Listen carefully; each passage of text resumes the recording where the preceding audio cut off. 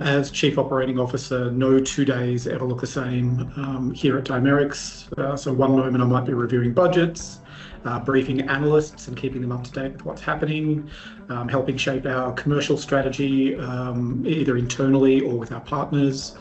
Another moment I might be supporting our R&D team as they look at bringing new assets into the company and building out our pipeline, or working with our commercial colleagues that manage the hundreds and hundreds of contracts that we manage each year.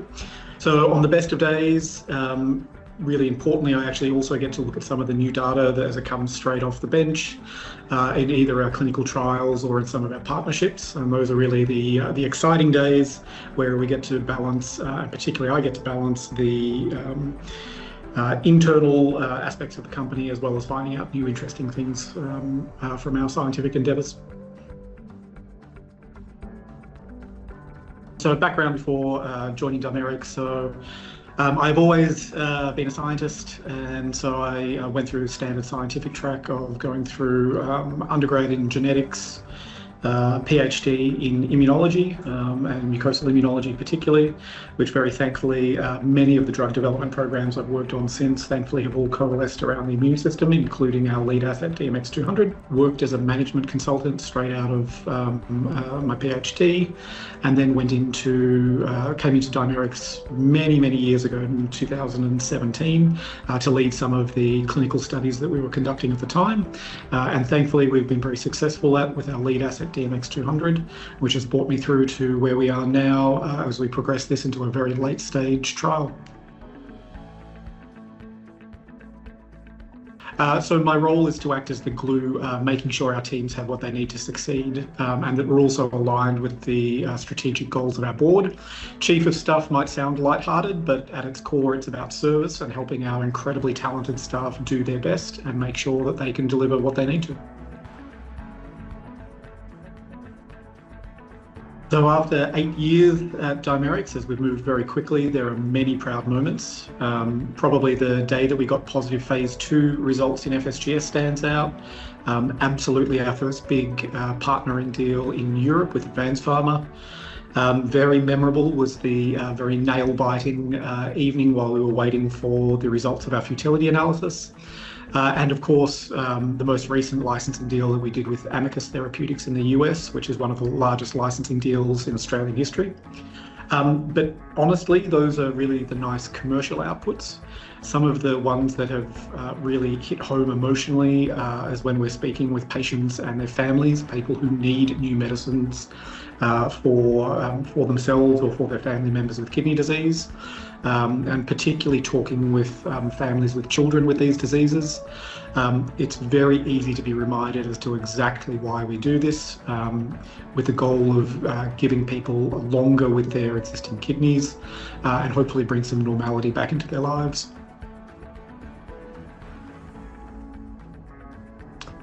So despite the fancy title, my job is the same as everyone else's here at Dimerix. We set an ambitious goal and then troubleshoot our way towards it every day. So really we are all just professional troubleshooters.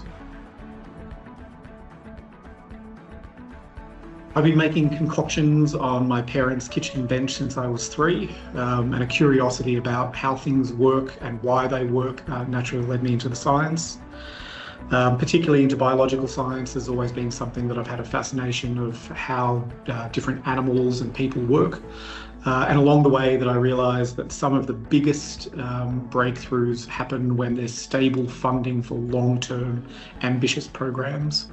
So blending the business of how to actually fund scientific programs, and particularly in biotech, how to do that to build a sustainable drug development company became my dream very early on, and has been something that I've progressed and built my education and my career around. So we've built a really high-performing, deeply trusted team here at Dimerix.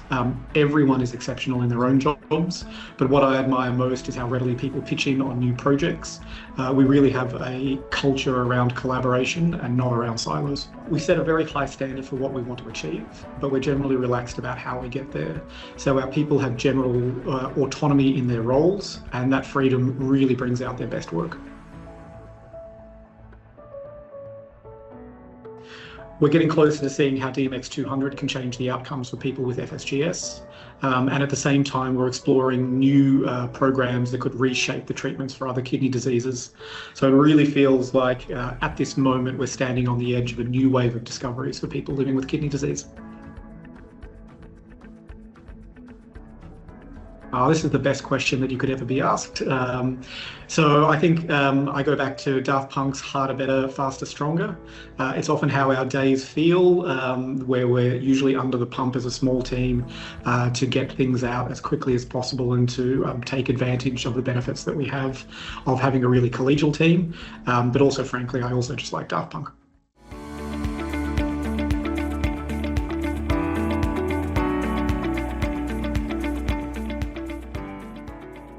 I was a child model. Yes, really. But thankfully, I found science instead of a catwalk. I'm a reforming foodie, so the bear has been my guilty pleasure of late. It lets me live out an alternative life as a chef, but without the chaos of that particular kitchen. My family first and foremost, and then the outdoors. So hiking, mountain biking, bikepacking, and I'm just getting into adventure motorbiking as a middle-aged man does. Give me a forest and I'm literally a happy camper. Mandarin, not just for business, but because language is the key to understanding culture. And I also know that I'm missing out on the ability to order lots of interesting food when I'm in China by not being able to speak it. So I kind of drift between two alternative lives at that stage, an academic working in a translational research department and finding out some of those discoveries that go towards new medicines.